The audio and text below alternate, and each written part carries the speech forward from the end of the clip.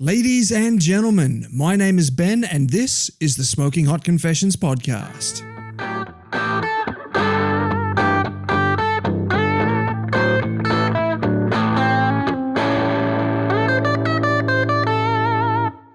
Hey family, I hope you're well wherever you are and you got that thin blue smoke rolling.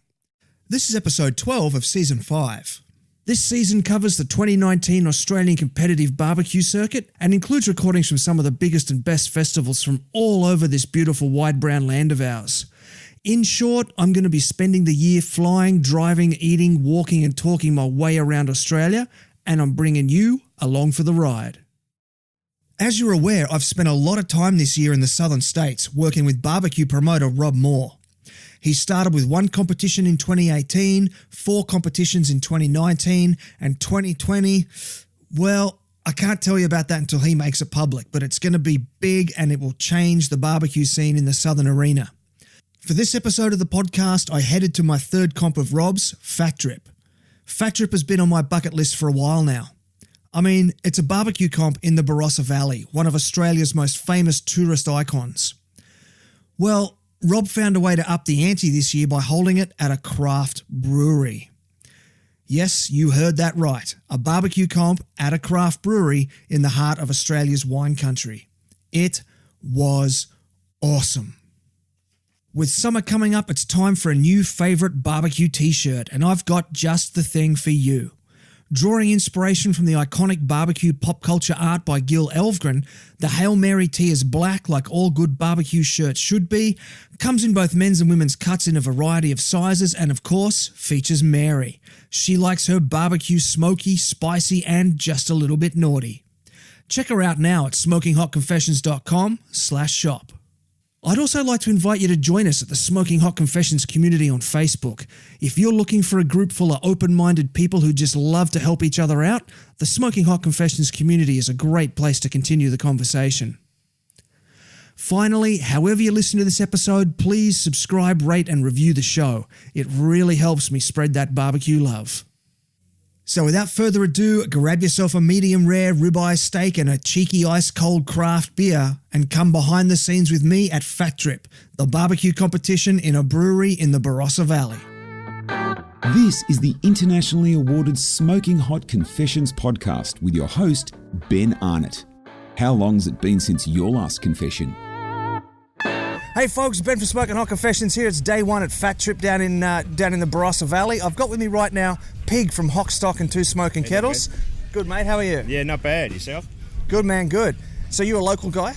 Yeah, I'm from Elizabeth. We're a local South Australian team. And how many comps is it for you this year? This year we started Fat Drip last year. Oh, so righty, huh? This is 1 year to the date. Oh, happy anniversary. Yeah. Yeah, so 6 comps all up. 6 comps all up. Yep. Very cool, very nice. Now I understand you're the fella responsible for this beautiful drum smoker here. Yeah, the other teammate Dan's been making the ugly Dan, so I had to outdo him and make the purdy pig. Beautiful. So run me through it, man. Tell me all about it. Well, I found the biggest thermometer I could find, the biggest barrel I could find, the biggest intakes I could find, and then we just slapped it all together. So your overall goal was just to make a bigger one than your mate? Just something big and fancy that is going to get everybody's attention, and so far it's been really popular. So it's an old, what is this, a wine barrel or a bourbon barrel? Wine barrel, 500 litre wine barrel. And do you find that the woods and the wine that's soaked in there over time, does that influence the cook? To tell you the truth, I've only cooked in it once so far, so if you ask me at the next competition, I might be able to give you a bit more about how good it works. So you're just kind of giving it a run at the comp and just see how it goes? Yeah, we do have a backup just in case, but I couldn't leave it at home. Look at it. It is a showpiece, absolutely. How do you find the draft on it with these big sort of intakes here and the exhaust on the top? We'll just choke them off, and they work all right. Yeah. Nice. It doesn't need to be that big and that many holes, but it's all in proportion. Yeah, we've already established that size is important to you. Yep, indeed. I'm compensating for something. Yeah. It's not my gut. So what are you planning on cooking in it? Your brisket, your chicken? Yeah, cooking the beef in it. And for the open beef category this weekend for the ABA comp, you're going to be doing brisket, or? Yeah, we're going to be doing brisket, and we've got a few other things we're going to throw in and see how they turn out. And if they're good, they'll go in. If they're not, they won't. Fair enough, man. Sounds good. Yeah. Now, are you doing the SCA? Yes, we are. What are you going to be cooking on for the SCA? Frying pans. I don't know what drum we're putting the steaks in. I'm not cooking a steak. Okay, but it'll be drum based. Yeah, it'll be on one of the ugly Dans. Very cool. And what fuel do you like to use for the SCA comps? Natural flame. It's extruded charcoal. It's good stuff. Oh, interesting. Yeah, very cool. All right, well, listen, man, best of luck for the competition. Thanks for taking the time out to talk to me. Thank you. And I'll catch you up at the prize ceremony tomorrow afternoon. No, let's hope so. No worries. Cheers. Hey folks, Ben from Smoken Hot Confessions here. With me right now, I've got David from Smoke BBQ. Man, how are you? Yeah, good, man. Yourself? Good, mate, good. I haven't seen you since, I think, February at Up in Smoke. Yeah, it's been a pretty wild ride for us. Our first year on ABA comp, so 12-month anniversary. We did Fat Strip last year and come back to have a crack this year. Mate, happy barbecue anniversary. You're actually the second team I've spoken to this morning who's celebrating a barbecue anniversary this weekend. Pretty cool, isn't it? Yeah. Now, I did misspeak before. I said I haven't seen you since Up in Smoke, but I did see you at Meat as well. Yeah, no, we had a go at Meat Week. We finished 5th overall, had a good weekend. So, onwards and upwards. Looking forward to it. Beautiful. So, how many comps have you done between when you premiered at this event last year and now? So we've done 5, I think. So we did Meat Stock, Masters of Q, Up in Smoke, Meat Stock Sydney, and Horsham. So in 12 months you've done 5 comps. Yeah. And you're currently number 8 on the national leaderboard. Yeah. First year in, we GC'd at Fireside early in the year, and we finished 3rd at Up in Smoke at our second ABA comp. So it's been a wild ride. Mate, that is phenomenal. What do you put that sort of success down to? Oh, just practice and, keeping flavour profiles consistent and not changing too much between comps. Like we kind of found if you change too much, judges' feedback can be a little bit hit and miss, but you've got to try and be consistent across the categories. So, yeah. Fantastic. So this weekend now, there's an SCA and an ABA competition. Are you guys doing both? Yeah, we drove over from Melbourne yesterday, so, long drive. So we got here by, I think Carl got us up at 4 a.m. Got here by 2, and then we drove back to Adelaide, and then we were supposed to meet up with some people, but they bailed. So we drove down another 50 minutes to catch up with the boys from Suck Knuckle, and then back to Adelaide, sleep, and then up here this morning, and then into SCA and ABA today. So, yeah, it should be fun. Really cool. So what sort of approach are you taking to SCA? Are you going, because we're in the Barossa Valley, it's quite a fancy sort of part of the country. Are you bringing complex flavour profiles? Are you changing much up for this weekend? Yeah, we're running a whole new steak profile. We haven't done steak in a while. A whole new profile? Yeah, we've mixed up our own rub. I run it a couple of times at home. We kind of like it, so we'll give that a crack. And then the auxiliary categories we're going sort of Asian style for the appetizer and kind of ripping off a favourite cafe dish that we eat locally. So it should be good. So. Rather than say ripping off, I think we'll say inspired by. Oh yeah, maybe inspired by elevating. We've got a black sesame ice cream in there. So yeah, really? Yeah, so it should be good. So the Waco's travelled over from Melbourne. We borrowed that from Jimmy Brisket. He's been good enough to lend it to us. So our ice cream stayed nice and set. So it should be good. So something like a black sesame ice cream, is that something you mix up by hand yourself? I've got an ice cream maker at home, and I had to go and find black sesame paste, and that kind of went around 3 or 4 different Asian stores. And finally found some already milled up, ready to go. And then we did a couple of practice runs to get the right consistency in the ice cream, make sure it's not too icy. And we're pretty happy with what we'll dish up today. So, mate, I'm looking forward to seeing that. Yeah, make sure you swing fast. We've got plenties. Absolutely, I will be. Don't worry about that. So for the SCA, for the grill, what grill do you use for SCA? Oh, we keep it pretty basic. We've got a GA and we run grill grates pretty much like everyone else, where we don't reverse sear, we go direct. It should be good. So, and what fuel do you use for that? We're sponsored by Firebrand, so we use Firebrand Lump, and then for comp we run the Roboturds, or I shouldn't really call them that, but the Briquettes from Firebrand. We sort of run the jack, and it runs 3 kilos for about 10 hours. So really it's nice and efficient. Once it's dialed in, it's sort of set and forget, and away it goes. So it's good. It's good. Now, I'm glad that you did mention the jack, because I saw a post on Facebook you put up about how you completely stripped it down and cleaned it up. Mate, this thing looks brand new. Can you tell us how you restored it? Yeah, so long weekend in Melbourne, obviously AFL Grand Final. We get a day off on a Friday for a football parade, which I find quite amusing. So We got out the wet dry sandpaper, gave it a sand down, had a few like little sort of surface rust spots where it had worn through from all the travel. So got a wet and dry down, and then a bit of steel wool, rubbed it right back, and then under a little bit of under primer, and then a top coat, all with spray cans. But she's come up pretty good. So you did all that with spray cans. Yeah. There's a brand at Bunnings sell called Scandia. It's made for pot-belly stoves. It's a metallic metal black, and it gets real good coverage. So we're happy with it. It's a real even job, and it looks thick. Like it looks like it's been machine painted. Yeah, no, I had 4 coats and sort of a light rub after the first 2, and then did the top 2 final ones. So it took sort of 3 days to get it done, and then we gave it an internal clean as well. So it's probably never been as clean an inside as since we had it. So it is spotless. You can run your hand over the grill and not get dirty. So wow, yeah. Very cool. Yeah. Well, look, man, thanks so much for your time. Thanks for telling me how you restored your monkey, and best of luck with it. Thanks, mate.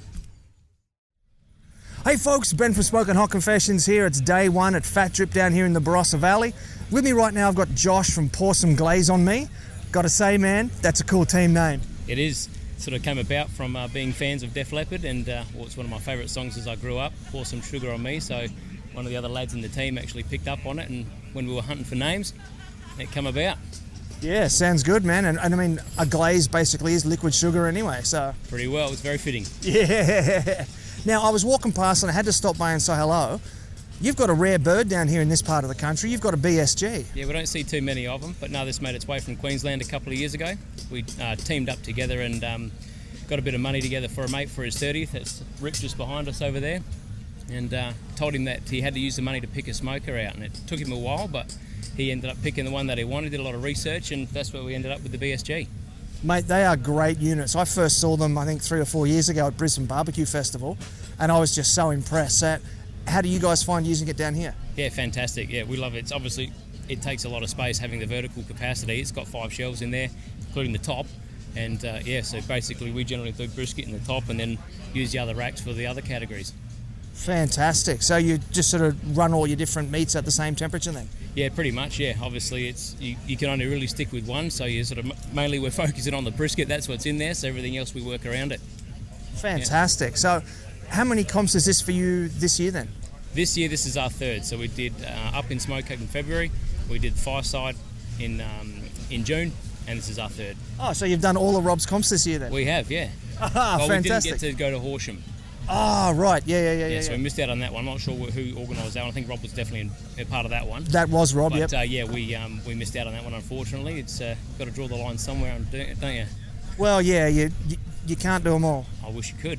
Yeah. So how long have you been competing all together now?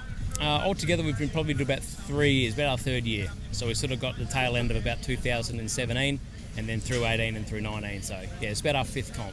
So you've really seen the boom of the barbecue scene in South Australia? Yeah, I think so, definitely. When we got into it, obviously, the teams that were doing it were not necessarily new. They were the ones that sort of paved the way. But I don't think it's been around too long before then. So yeah, definitely seen it grow, that's for sure. Yeah, I know just as an outsider, I've seen it being from, teams like Suck Knuckle and TSJ having to drive everywhere to having their own sort of set of competitions down here in South Australia. So that's fantastic to see the way that scene has grown. Yeah, definitely, and it's great to see so many more comps here in Adelaide, because it's obviously hard to travel to the other states for some people. So to have 3 in Adelaide and 1 in Horsham, which is only a couple of hour drive, it's been fantastic. Beautiful. Now, this weekend you've got an SCA competition and an ABA competition. Are you guys doing both? We are, yes. Yep.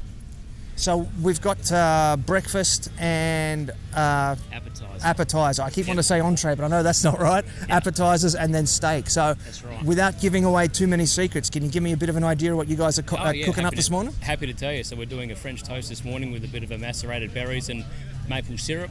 So going with the classic French toast. And for the appetizer, they're Japanese tsukune bowls. I'm sorry, say that again, Japanese? Tsukune bowls, so it's just basically chicken. Bowls. Yeah, spiced up, got a bit of Kewpie mayo on it, bit of spring onion. Sounds delicious. Yeah, they are fantastic. So we rolled with that for the last couple of comps for anything on a stick, because you generally line them up like a shazlik. So it's been giving us an opportunity, sort of, as the categories have been similar, it's been giving us an opportunity to sort of refine it and sort of try something different every time. Beautiful. Now, when it comes to the ABA side of the competition, it's been a bit controversial this year having the open beef category. What are you guys doing for beef? We're sticking with the brisket this year. Yeah, we haven't sort of got the willing to step outside the box just yet. So we're going to stick with the brisket. Not ready to swap it for a T-bone yet? Not just yet. I'll take it quick, run it over the hot and cold, nice and fast. No, not just yet. Beautiful. And so, what sort of strategies are you bringing into the competition? Because the Barossa Valley here, it's quite a refined area. Yeah. It's known as a place of sort of fine dining and high culinary skills. Are you changing anything that you're bringing to the judges this weekend? Not massively. I've got a couple of glazes I'm working on at the moment that I'm trying for my chicken, and trying to bring a taste of somewhat of a taste of the Barossa into one of the glazes. I'm going to see how it turns out. I've used it before in some glazes, and it can be a bit hit and miss. But I'm going to give that a crack for some chicken. I'm going to whip up some glazes tonight and see how they turn out. So is it going to be like a reduced wine? Pretty much, yeah. A bit more of a fortified wine. Ah, very cool. Interesting. Well, mate, thanks very much for your time. I can see your fellas in the background here are still working away, so I'll let you get back there so they don't get angry with you for slacking off and talking to me. No. And say thanks very much. Good on you. Thanks for the chat. Cheers. Hey folks, Ben from Smoken Hot Confessions here. With me right now I've got Jesse and Dean from Smoken Steel. These guys have got some really nice looking rings on their fingers. They're about to tell us what that's all about. But first of all, how are you enjoying the weekend, fellas? It's great. It's beautiful weather, beautiful location. Beautiful drinks. Yeah, beautiful drinks. It's actually a really good comp. Good vibe. It's good. Good layout. I'm happy. My wife asked me, so tell me again where you're going this weekend. I said, I'm going to a barbecue competition in the Barossa Valley, and it's a long weekend. She's like, I hate you. See you Monday. Yeah, but I'm working, I swear. Right. Yeah. So, fellas, tell me about the hardware on your hands there.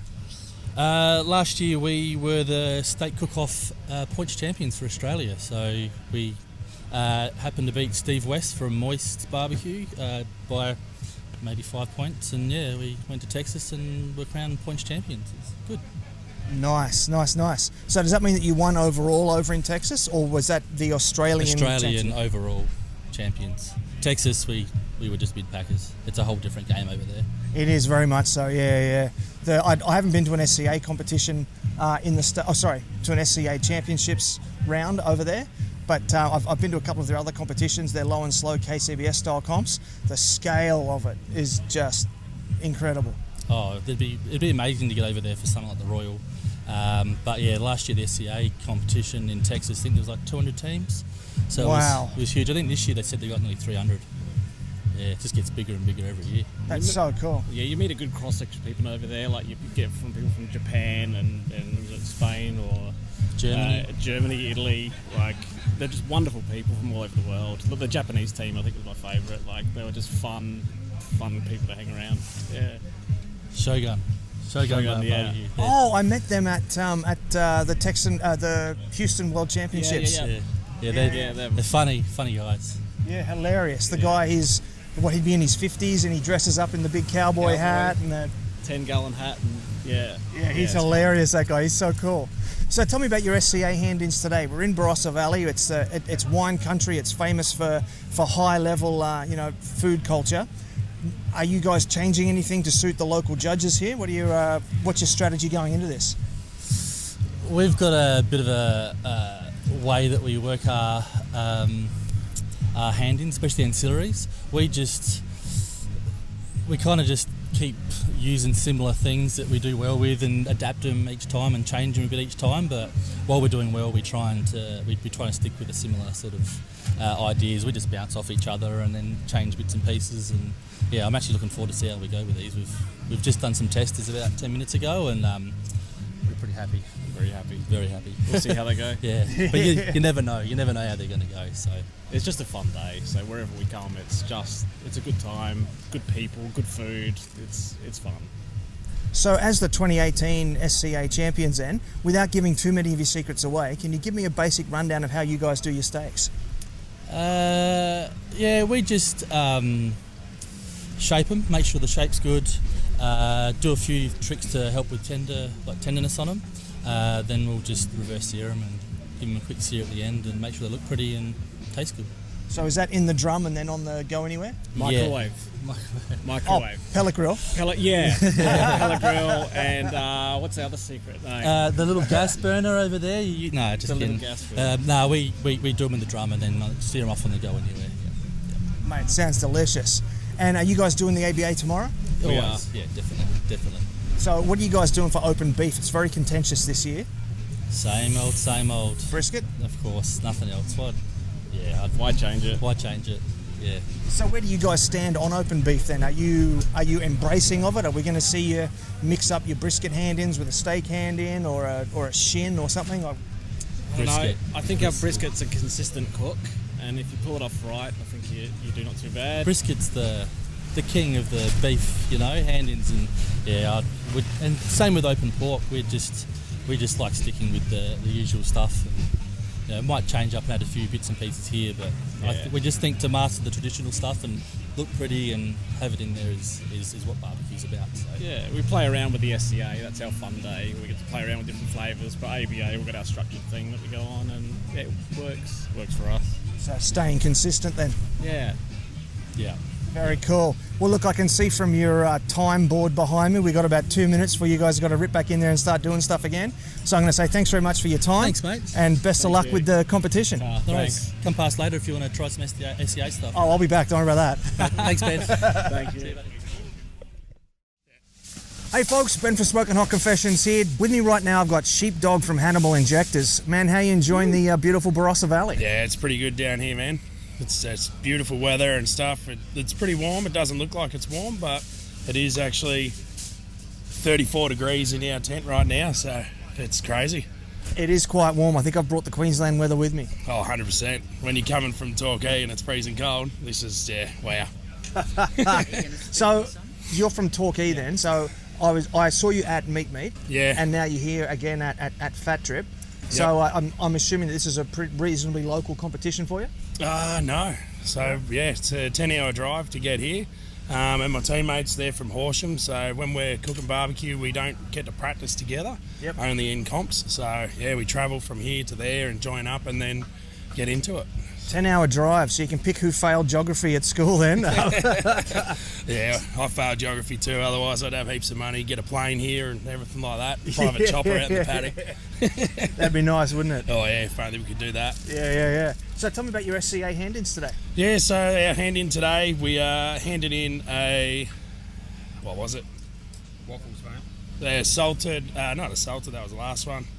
I can't even think now.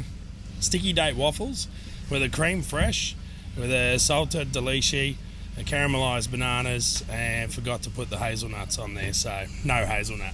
Oh, bummer. How did that happen? Just not organised, under pressure with the time and stuff like that, so yeah, probably should have sorted out all my ingredients first to go in the box, and yeah, it just didn't happen. Oh, well, you'll have learnt that lesson for next time then. Yeah, well, that's it. You learn from your mistakes. Yeah. So what are these guys preparing behind us now? So Gaz here is preparing some pretty crazy stuff. He's got some jalapeno candy and making, what is it, Gaz? It's a gourmet open dumpling. No, dim sim now. Dim sim taco. An open dim sim taco. Yeah, pretty much. It was meant to be a dumpling, but yeah, Couldn't find dumpling wrappers, things went a little bit pear-shaped. as they always do. So it's time to adjust and adapt and get a box handed in. Yeah. Sometimes you just got to roll with it. That's it, yeah. You're better to hand in than not. Yeah. So are you guys doing the ABA comp tomorrow as well? Yeah, so we are doing the ABA. We've got all our meats trimmed and stuff in the boxes ready. We got our pits ready over here and things ready to go. So after we cook our steak, the last hand in, then we'll get ready to try and get ready for tonight and get it all going. So tell me about the pork category. It's an open pork category. What cuts are you doing for that? We're just going to run with the standard pork butts, really, and try and put in some money muscles, but they're a little bit small, so we'll see how they turn out, and try and get some bacon in there and bits and pieces, and yeah, should be good. Very cool, man. Very nice. And just quickly run me through the different smokers you got here, because you've got a whole bunch of different barbecues there. Yeah, we've got a little Weber GA.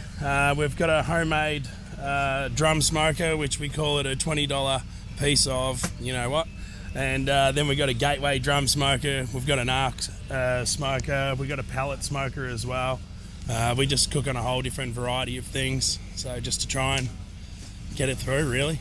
So do you divide the different proteins up between the different ones because they cook better in a particular smoker? Yeah, we like to think that they cook different. So yeah, we have a briskets in one and then pork in others, chicken in the other ones and things and stuff like that. So just try and make it a bit easier for us and not try and mix up the flavours. Sure. So was that chicken in the pellet? Was that what you're just pointing at? Yeah, the chicken will go in the pellet. That's right.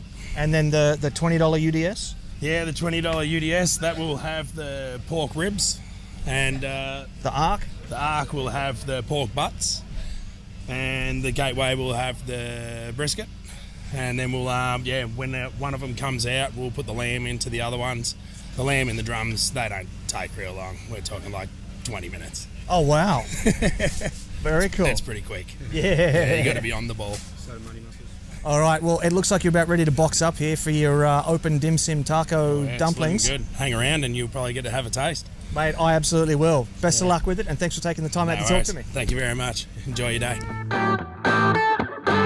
G'day, this is Tim from Grilling in the Name Of, and you're listening to Smoking Hot Confessions. Hey folks, Ben from Smoken Hot Confessions here. We're at day one of Fat Trip Barbecue in the beautiful Barossa Valley. And right now I've got Corey Atkins, the head brewer from Barossa Valley Brewing, where we are today. Mate, how are you enjoying the barbecue festival? It's fantastic. So everyone's out having a wonderful time. Could be a little bit less blustery here, but nice and warm. So absolutely fantastic. And everyone's loving the barbecue, loving the beer. Yeah, perfect combination. Yeah, so how long have you been head brewer here at the brewery? I'm a relatively recent addition to the team, so I've been here since July, sort of just come on board, but absolutely stoked to be on the team. Absolutely fantastic place, already making fantastic beers, so just trying to keep the ball rolling, really. Tell me about the range of the different type of beers you got here. It's pretty broad, really, so we've got everything from really refined pilsners, classic, that kind of stuff, but up to kind of big bombastic, crazy things. Like we've got a beer that's blowing up right now called... chocolate peanut butter chocolate milkshake stout. I heard about this last night. Yeah. Tell me about this one. So this one's a bit nuts. So it's part of our Gabs beer. Basically every year breweries sort of make a beer that they haven't ever made before. This is one. Our founder Denham, he went to college in the US, and so when he was studying like mad, he would have these chocolate milkshakes from Dairy Queen, and this was basically it's a beer that's modelled on that. For Dairy Queen. Yeah. So if you can imagine that kind of insanity there, and basically it's very much like you don't need sort of a whole session of these beers. It's it's a dessert in a glass kind of thing. But yeah, packed with peanuts. We use the same kind of peanut powder that normally it's used for gym junkies to build up on protein. But we use it because it doesn't have the oils stripped out of it. So it's a bit of an interesting sort of exercising alchemy, as well as trying to make an interesting, fun beer. So everything, those beers and then everything in between, and then what we've got right in front of us right now, our Hop Heaven is a classic sort of West Coast IPA, like American style, bursting with really amazing American hops. You got Mosaic, Cascade in there as well. The really classic ones, Simcoe, and really bright and fresh. A little bit decent amount of bitterness there, and I mean this is perfect barbecue kind of booze. So really, really good. So from what you're saying then, the India Pale Ale, the IPA, is not actually from India, it's an American beer. So where does how does India play in, or does it not? It's a bit of a long story, but essentially it's a style that came out of the British Empire. They used to send beer from the UK over to British India, to the colonies there for all their soldiers, and to make it be able to survive that journey via ship, they would bump up the hops, bump up the ABV. And essentially what happened then in the 70s with the renaissance in craft brewing in the US, they had all these New World hops that basically were able to shine through in this style. And so they started making classic British IPA style, but using American hops. And overnight, they were so sort of different to the original style because the hops were really shining through. So you can see all these amazing sort of tropical fruit notes and that kind of thing, rather than the old world hops that are a bit more sort of spicy and floral. These ones are kind of like fruit bombs, juice bombs, and so it has pretty much become a style unto itself. The American style IPAs, and it's more or less it's been at the vanguard of the craft brewing revolution that we're sort of enjoying these days. Now that's interesting that you worded it that way, the craft brewing revolution. I love craft beer, and one of the things that I loved doing when I was touring the States in March was almost every single bottle shop I went into was just wall-to-wall craft beer. It's insane, absolutely. Do you think we're going to see that sort of take over here as well? I think more and more so. The big reason I see is why it happened in the US and why it is called a revolution. It was a massive reaction to the dearth of actually drinkable beer. They basically had sort of, pretty much what I call an Orwellian nightmare, where it's basically just like the beer is made for marketing purposes and you just drink as much as you can, don't think about it, shut up and drink it. And it's not good for the consumer. Like, you drink too much and it doesn't matter. And all these kind of like Budweisers, Coors Light, all the kind of Miller kind of like taste of nothing, means nothing, just, it's alcohol and a few bubbles mixed into it. And so that's why in the US I think they reacted against that culturally and came up with this beautiful reaction, this craft beer revolution, which then flowed on to other countries and cultures where the situation was similar but not as extreme. But we've absolutely benefited from it. It's fantastic. And so we're picking up, being here in South Australia, it's sort of an interesting example because you've got a very critical culture in terms of, really good foodie culture. We had like a brewery like Cooper's really sort of holding out and making really unique, interesting beer that wasn't just this dull lager that tasted of nothing. But that meant that the people here really, really love beer and know just good beer when they see it and taste it, obviously. Yeah, so just bringing up Cooper's there, when I was sort of finishing up uni in the late 90s, there was VB, Two is New. If you wanted something a bit wild, you went stout. Yeah. And then Cooper's sort of came in with a pale ale, and that was it. Cooper's was virtually fancy at that point in that kind of market. And you can kind of see where, in that market, if Cooper's is fancy, I think these days even Cooper's is sort of moving with the times. They've now got session ales and XPAs in their portfolio as well, and they're sort of keeping up with everything. But yeah, the whole sort of landscape has changed massively, and you're having sort of really bombastic, insane beers. But you are also seeing sort of those classic pale ales also still being made. Like we brew pale ale. Our tweak on it is that we have a little bit of lemon myrtle in it, so like native Australian ingredient. Oh, wow. So really sort of nice and citrus like tinge to it. So a bit of complexity there, but lovely beer. So what is it, do you think then, that sort of binds barbecue and craft beer together so well? I think basically both of them, there's a massive sort of breadth of, like, massive range of flavours that you can create under both of those banners, and therefore you can find a good pairing there really, really easily without having to go too far either way. Like, it's not a hard match. I think maybe other beverages, not to say that you can't drink wine, for example, with barbecue, but with beer, I think the match is a bit better and easy to come to. And they're both also culturally, I think, a lot of fun as well. I think barbecue's a lot of fun, craft beer's a lot of fun. Neither one takes itself too seriously, and so I think they like work together really, really well. And I mean, you and me sitting here, like sort of big beardy men, so it works, in both sides. Exactly, yeah. So what would you recommend then for pairing with, say, a brisket? So with the brisket, I love brisket, like all the kind of the texture you get from that, and like the unctuous kind of like collagen sort of, through all that kind of meat is fantastic. And so because it can also then be really, really rich, it doesn't need sort of necessarily something like a stout or something that's like, got a lot of extra sugars and dextrins in it and it's overly rich itself. If anything, having something that's got a bit of contrast without being clashy, like an American IPA like we've got in front of us, is Hop Heaven. I think it's perfect. It like cleanses the palate, but also has lovely sort of light fruity flavours. But you could arguably even go sort of towards a really clean sort of European style lager as well if you wanted to. Nice. Clean things up. So our sort of Barossa Pils is that sort of thing where it's not just bubbles and water. It does have some malt characteristic to it. It's also got sort of good hop characteristic, classic sours, like really floral hops, and those things match as well again with the meat really, really well. Love it, man. Absolutely fantastic stuff. Look, thanks very much for your time. I realise that you're a busy guy, so I appreciate you taking some time away from the vats to come and talk to me. And enjoy the rest of the barbecue, and I hope you get to try some brisket while you're here. Ben, it's been a pleasure. Cheers. Cheers, thank you very much. Hey folks, Ben from Smoken Hot Confessions here. And we've got Shane and Jason here from Southern Bark BBQ. Fellas, how you enjoying the weekend? Yeah, good. Good weather yesterday. Today it's typical barbecue weather. It starts to rain and go sideways. But yeah, it's good. Take it as it comes. How did your marquee fare during the storm last night? Yeah, fine. It's pretty well tied down and pegged in, so yeah, no dramas. Yeah, the thunder was so loud it actually woke me up.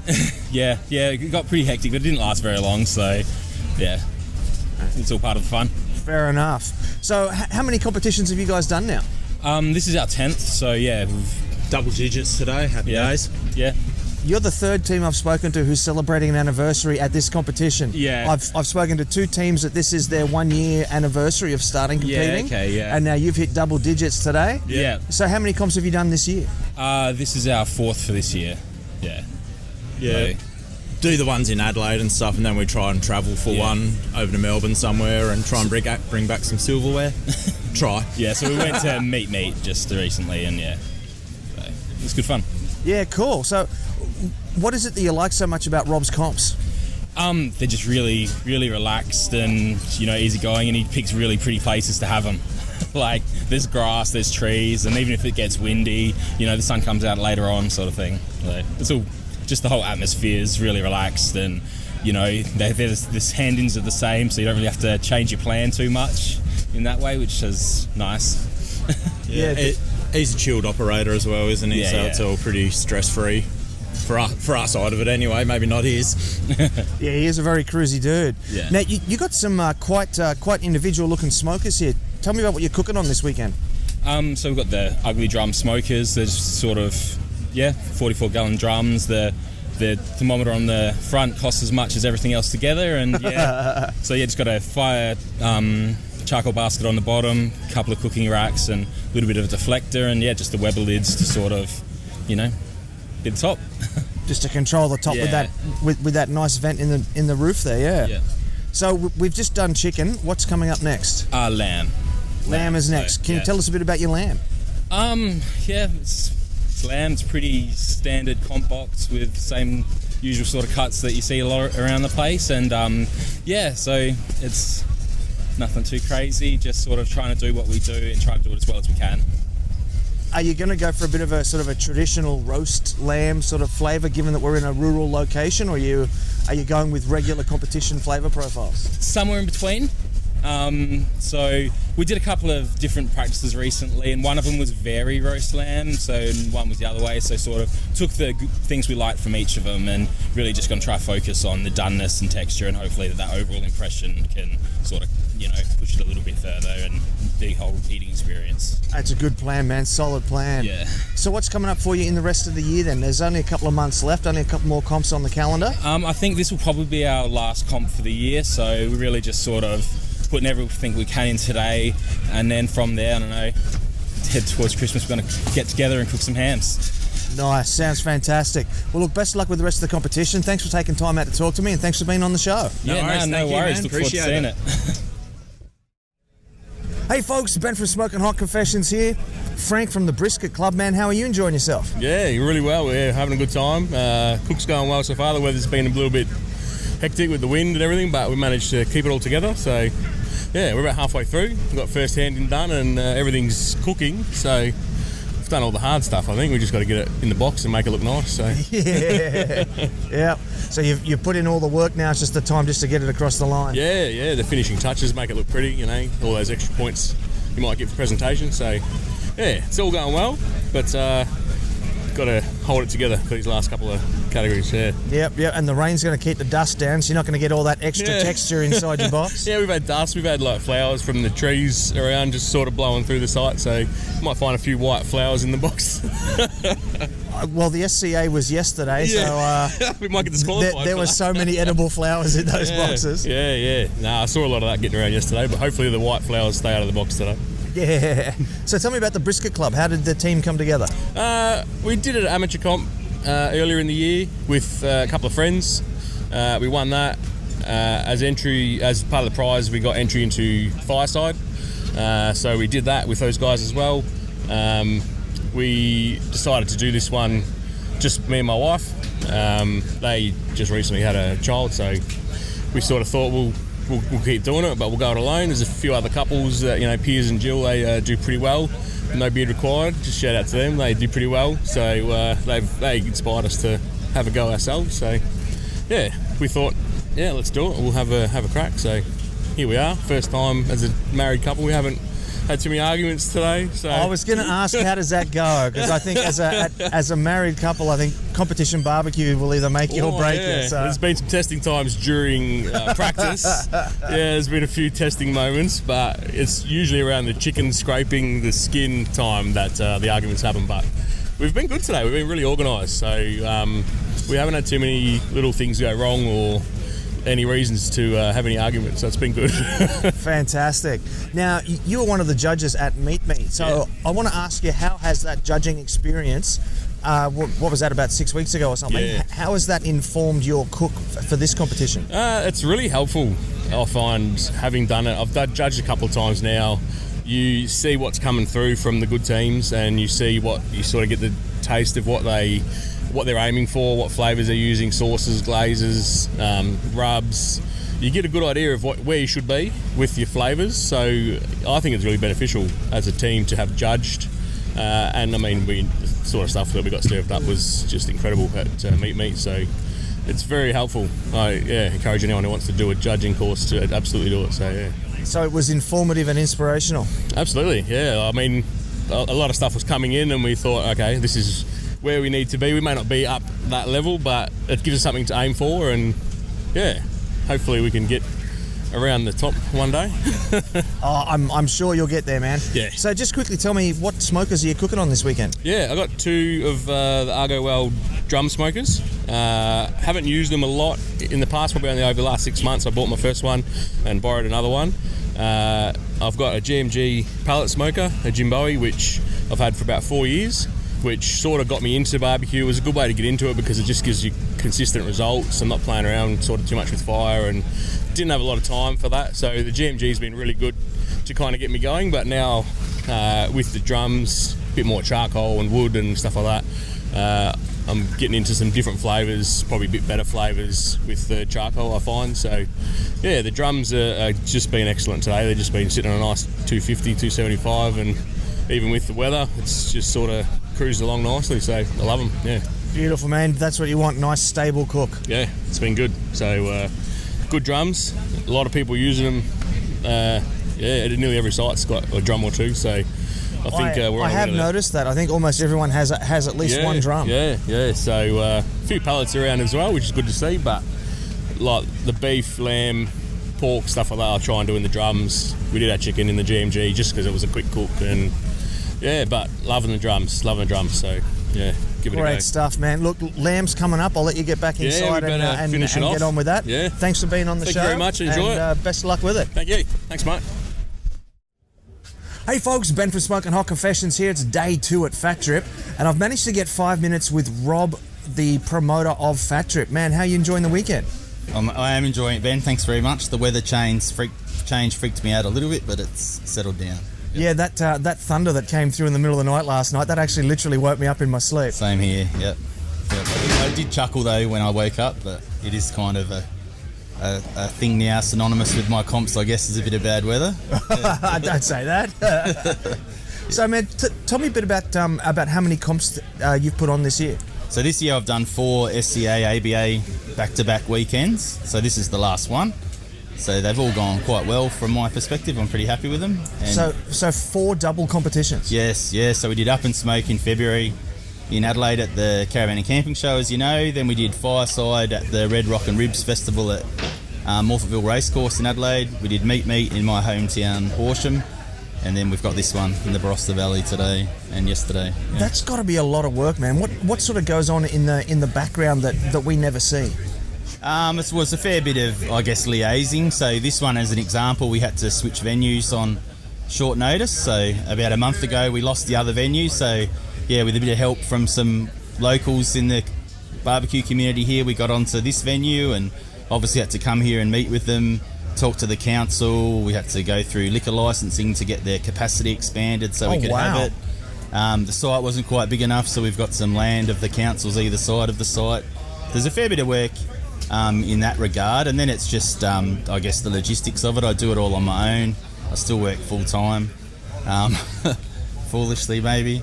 But look, it is a lot of work, but I kind of enjoy it because it's kind of my hobby, I suppose. I stopped competing and started running comps, so I'm enjoying it. But it is, I probably spend an hour a day on minimum, comp organising. Yeah, at least. Yeah. Yep. So, putting on 4 back-to-back competitions, what do you need to make sure you've got to make a competition so successful?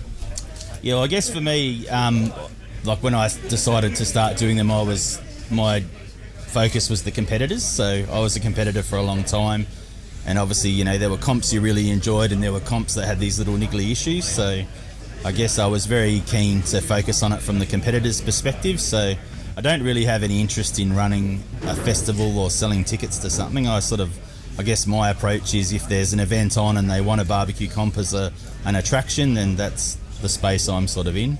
So this comp changed from something where I was going to bring a comp to something else to it being a standalone comp, but I think it's actually turned out great, to be honest. Like it's going well. Like the brewery's awesome. It's a nice little addition for the long weekend here, so yeah, I'm happy with that. Yeah, I got to say, my wife hated me when I told her I was coming to a barbecue competition at a brewery in the Barossa Valley. Yeah. She was like, "Oh yeah, have a great weekend. I hope it rains." Yeah. And it did. And it did. Yeah. So as you said, you've come from a competitor background, so you've got that insight into what competitors want. This is the 3rd of 4 of your competitions this year that I've been to, and a lot of the same faces are turning up at the same competitions. What feedback have you had from competitors that they love about your competition so much that they keep coming back again and again? Yeah, I think they've definitely been enjoying site size. So we've tried to run with sort of a 6x6 as a minimum.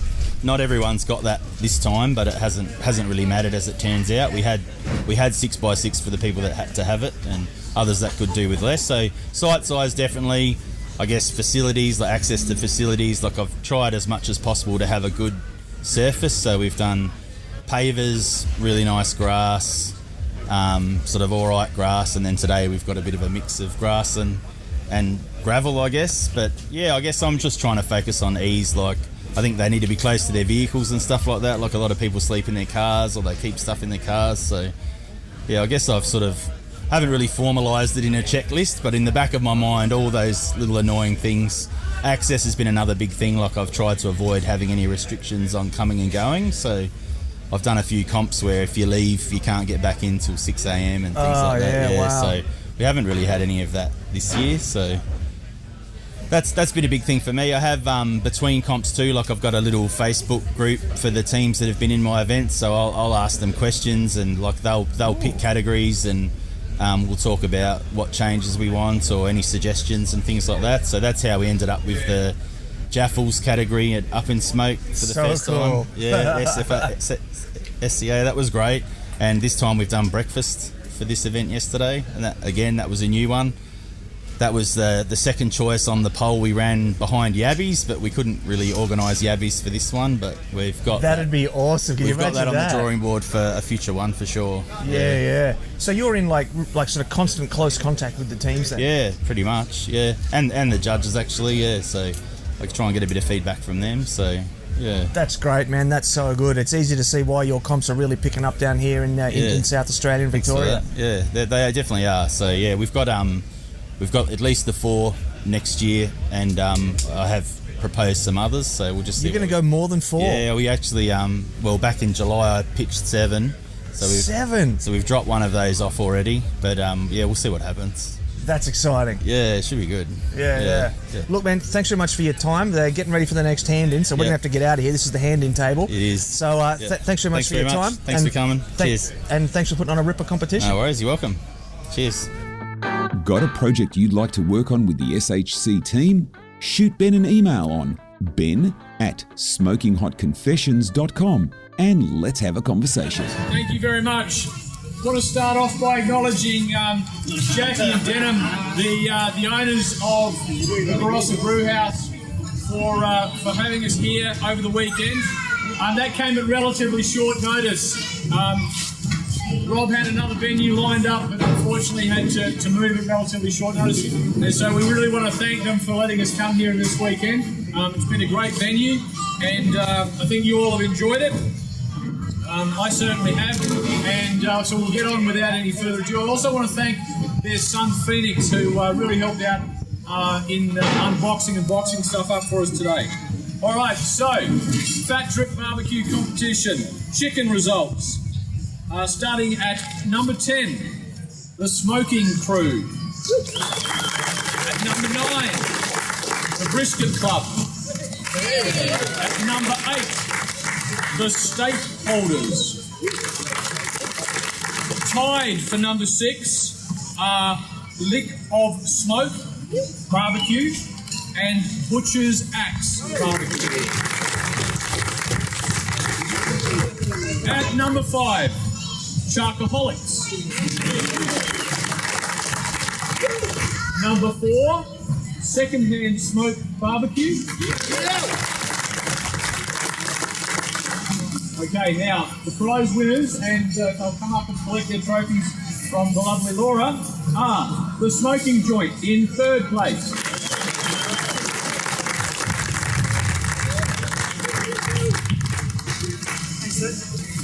In 2nd place, Pyrite Barbecue.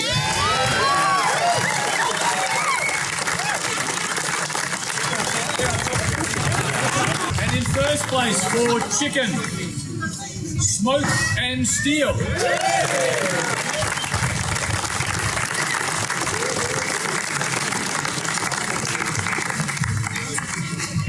Alrighty, moving on to lamb. The lamb category. We had a tie for 9th place. Grill Top Hoods and Lick of Smoke Barbecue. We also had a tie for 7th place. Secondhand Smoke and Smoken Steel. In 6th place, the Smoking Crew. In 5th place, Porky's Pits Barbecue. And in 4th place, Sharkaholics. Nice. Our 3rd place prize winners, Forest Lump Barbecue.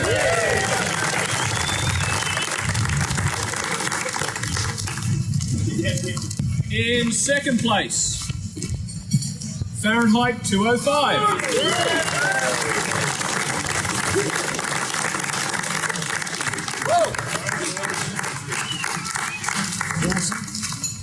And the 1st place team in the lamb category is Butcher's Axe Barbecue.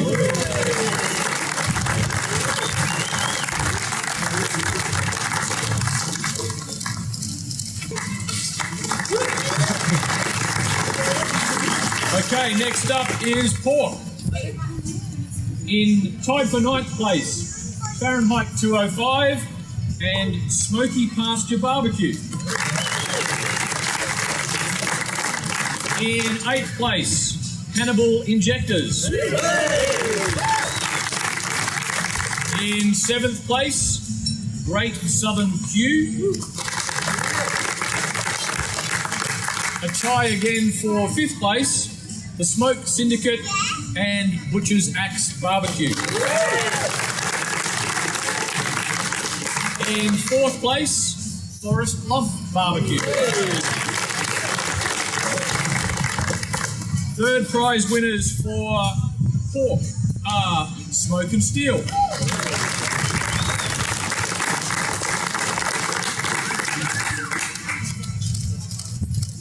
Okay, in 2nd place in pork, the Smoking Crew.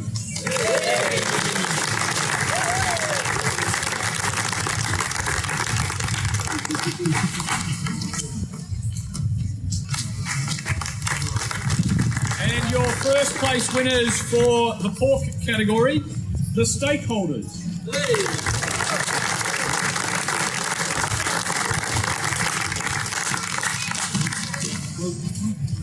Okay, so moving on to beef. We actually have a four-way tie for 8th place.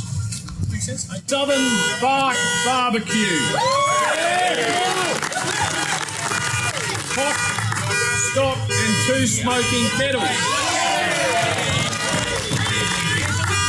Smoky Pastures Barbecue, thank you. And Hannibal Injectors.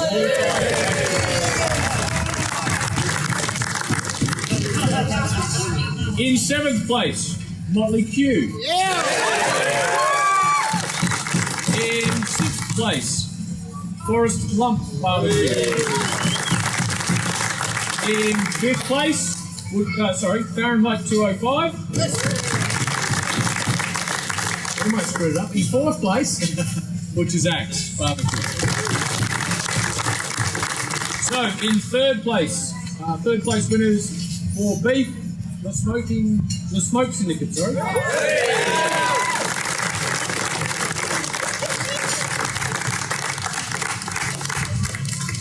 All right. In 2nd place for beef, the Smoking Crew.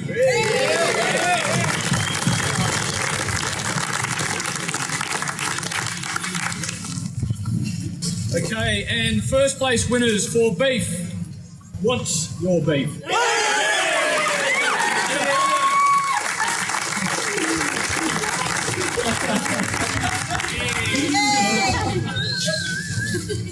The final category, pork ribs. Tied for 9th place, Porky's Pit Barbecue. Southern Bark Barbecue. In 8th place, Secondhand Smoke Barbecue. In 7th place, Pyrite Barbecue. In 6th place, Pour Some Glaze on Me. In 5th place, The Smoking Crew. In 4th place, Grill Top Hoods.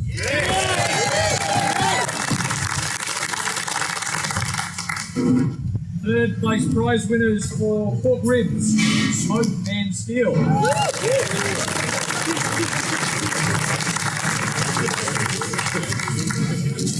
In 2nd place for pork ribs, Fahrenheit 205.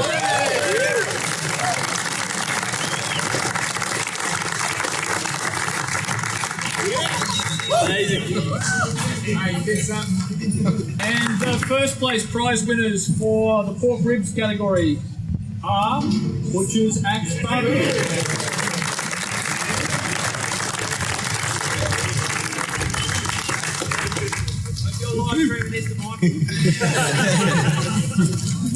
All right, so I guess what we've all been waiting for, the grand champions. So starting from number 10, the stakeholders. In 9th place, Secondhand Smoke Barbecue. In 8th place, the Smoke Syndicate. In 7th place, Lick of Smoke Barbecue. 6th place, Pyrite Barbecue.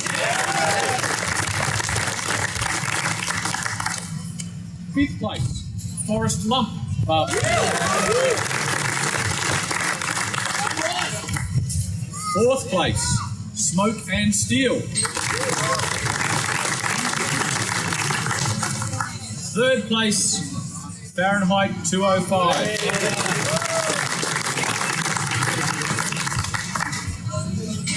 Because you'll all be able to work out who it is from who's gone before, grand champion at the Fat Trip 2019 barbecue competition is... I said grand champion. So do you want grand champion or RGC first? RGC! You can't work it out if I tell you the... I'm doing the math in my head. All right, reserve grand champion. The Smoking Crew.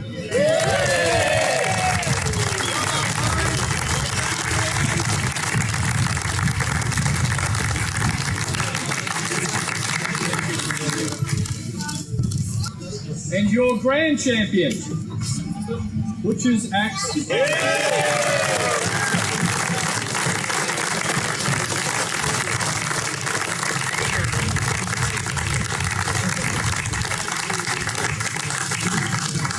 All right, thank you all, and please thank Rob for putting this fantastic event on.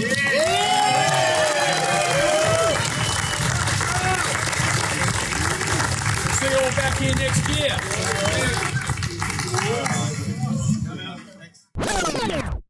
And there you have it, family, the 2019 Fat Drip Barbecue Competition.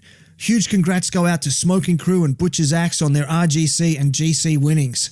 Can anybody stop these guys? Even with half the team absent, they're still rocking it. Before I let you go, I want to remind you about the Hail Mary Teas, the Smoken Hot Confessions community on Facebook, and if you have a minute, it'd really help me out if you could subscribe, rate, and review the show. The ratings and reviews trigger the algorithms and make Apple distribute the podcast further and wider, so they are really important and very much appreciated. And that's the end of the show. Till next time, take care of each other and keep on queuing. Thanks for listening to the Smoking Hot Confessions podcast. Head on over to smokinghotconfessions.com for recipes, tips, and Ben's own confessions.